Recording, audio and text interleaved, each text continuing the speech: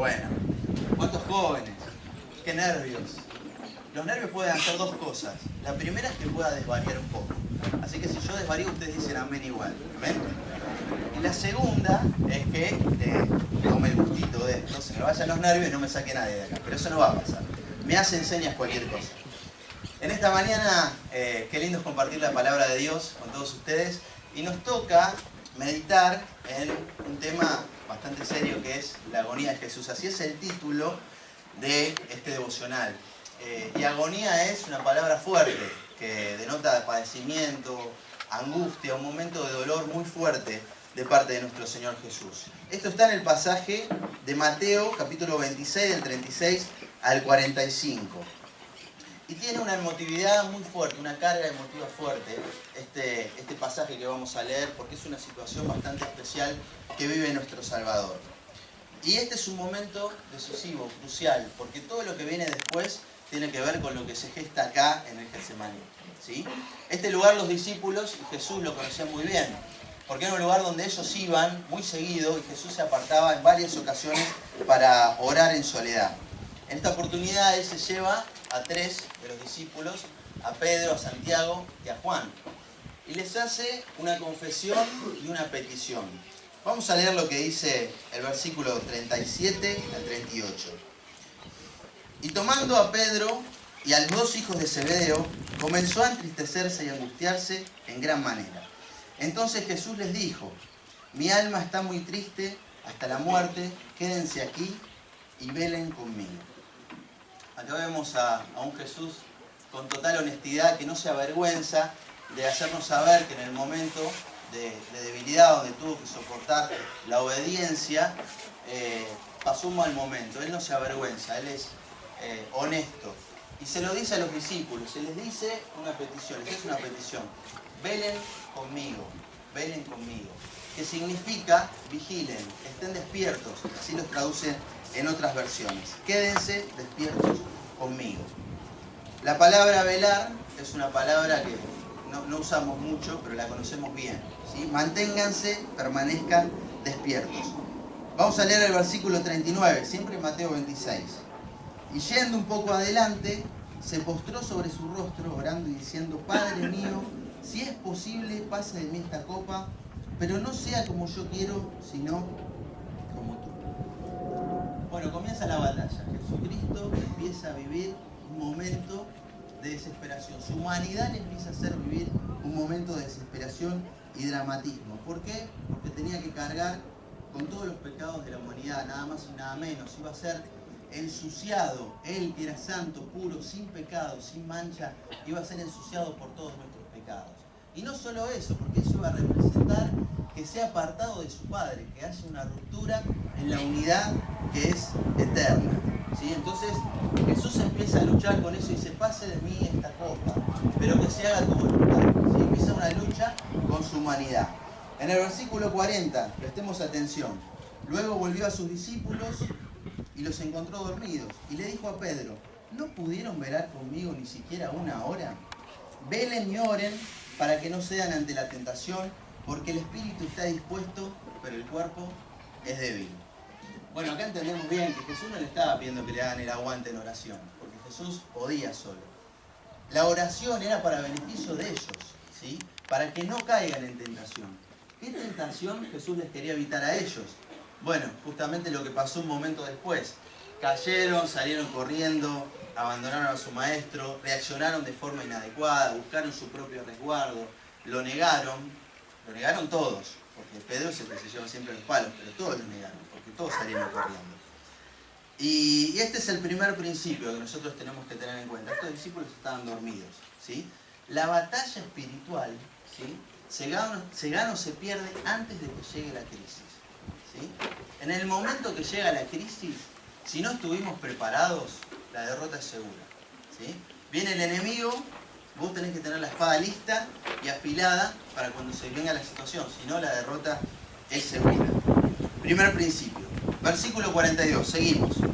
Entonces Jesús los dejó por segunda vez y oró: Padre mío, si no es posible que pase esta copa, a menos que yo la beba, entonces hágase su voluntad. Cuando regresó de nuevo donde estaban ellos, los encontró dormidos porque dice la palabra, no podía mantener los ojos abiertos. Sus ojos estaban cargados de sueño. Así que se fue a orar por tercera vez y repitió lo mismo. Luego se acercó a sus discípulos y les dijo: adelante, duerman y descansen, pero miren, ha llegado la hora y el Hijo de Hombre es traicionado y entregado en manos de pecadores. Levántense, vamos, miren, el que me traiciona ya está aquí.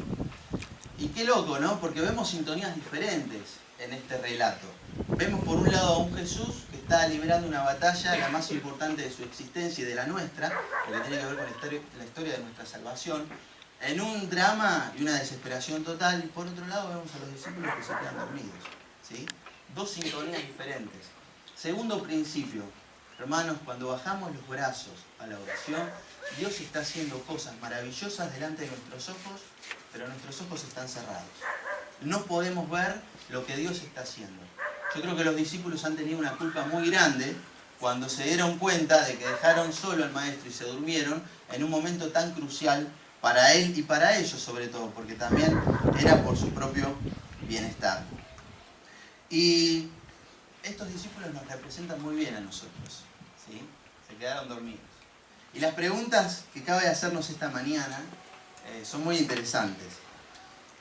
¿Podemos estar indiferentes mientras el Señor está obrando grandes cosas, aunque sean en situaciones aparentemente insignificantes y nosotros no hacemos nada? ¿Podemos estar durmiendo y descansando cuando Dios nos pide que debemos orar por nuestro propio bien? ¿Podemos no hacer nada y quedarnos con los brazos cruzados cuando nuestros líderes están librando una lucha, ¿sí? Y están pidiendo por manos que ayuden en la obra? Es una pregunta, son preguntas interesantes. Ahora, ¿qué ejemplo nos dejó Jesús? Termina la oración, Jesús se pone de pie y se levanta fortalecido, porque la oración que hizo que se sujete al Padre, se sujetó a la voluntad de Dios. Quería en su humanidad que pase esta copa, pero la terminó aceptando, ¿sí? Dios lo fortaleció. Y él, aunque recibió un no como respuesta, ¿sí?, se sujetó. Y pudo atravesar, gracias a esto, todo el proceso que sigue de forma consciente y victoriosa, ¿sí? Él se acerca a los discípulos y ya hasta tiene palabras de recriminación, pero tiene ternura en sus palabras. Porque él se compadece de ellos que se quedaron dormidos, ¿sí? Y ahí vemos al herido que está levantando a los sanos, al desanimado que está confortando. Vamos, levántense, vengan, ya viene, se acerca el que me está entregando. Jesús no ganó la batalla en la cruz. Podés pensar eso. Podés pensar que el símbolo de la victoria también es la tumba vacía. Pero no, la batalla final Jesús la ganó en el Getsemaní, porque fue ahí donde Él tomó la decisión de sujetarse al Padre y hacer su voluntad. ¿En qué debemos meditar? Jesús hizo la parte más difícil. Nos toca a nosotros la parte fácil, ¿sí? Él dice, mi yugo es suave, mi carga es ligera. Podemos hacer la parte fácil por un lado. Y segundo, la oración. Lo primero, lo primordial, ¿sí? No nos quedemos dormidos.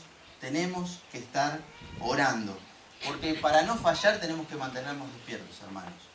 Y Jesús continúa trabajando y acercándose a nosotros a decir, a repetir las mismas palabras que les repitió a sus discípulos en el huerto.